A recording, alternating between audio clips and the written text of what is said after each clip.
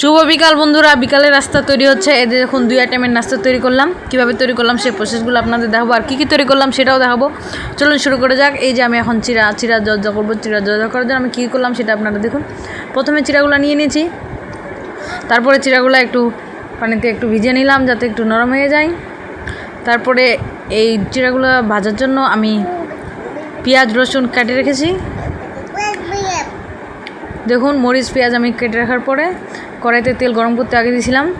এখন কড়াইতে তেল গরম হয়ে গেছে, এখন আমি পেঁয়াজ রসুন দিয়ে দিলাম সব কিছু। এখন একটু নাড়াচাড়া করে এর মধ্যে আমি হলুদ লবণ মিক্স করে নিব। তারপর আমি চিরাগুলো ছেড়ে দিলাম। চিরাগুলো দেওয়ার পরে দেখুন এই কালারটা চলে এসেছে। হলুদ অ্যাড করার জন্য কালারটা হলুদ হয়ে যাচ্ছে। অবশেষে চিরা প্রস্তুত হয়ে গেল। এক আইটেম নাস্তা হয়ে গেল বিকালের। এই যে দেখুন কত সুন্দর লাগতেছে। আপনারা এটা বাসায় বানিয়ে খেতে পারবেন। দেখুন এর পাশে আছে আলুর চপ। এখন আলুর চপ প্রসেস করে আপনাদের দেখাবো। এই দেখুন প্রথমে কড়াইতে তেল নিয়ে নিলাম, তেলটা গরম করতে দিলাম।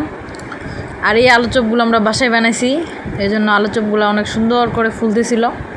ভাজার জন্য আমি তেলে দিয়ে দিলাম আস্ত একটা আলু চপ। দেওয়ার পরে তেলটা গরম হওয়ার কারণে তাড়াতাড়ি করে ভাজা হয়ে যাচ্ছে।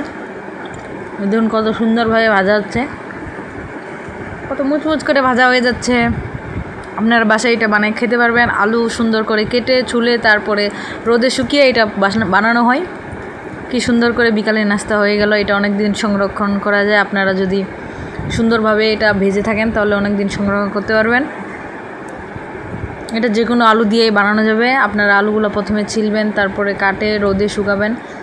যখন শুকিয়ে যাবে তখন এটা সুন্দর মতো তেলে ভেজে এভাবে খেতে হয়।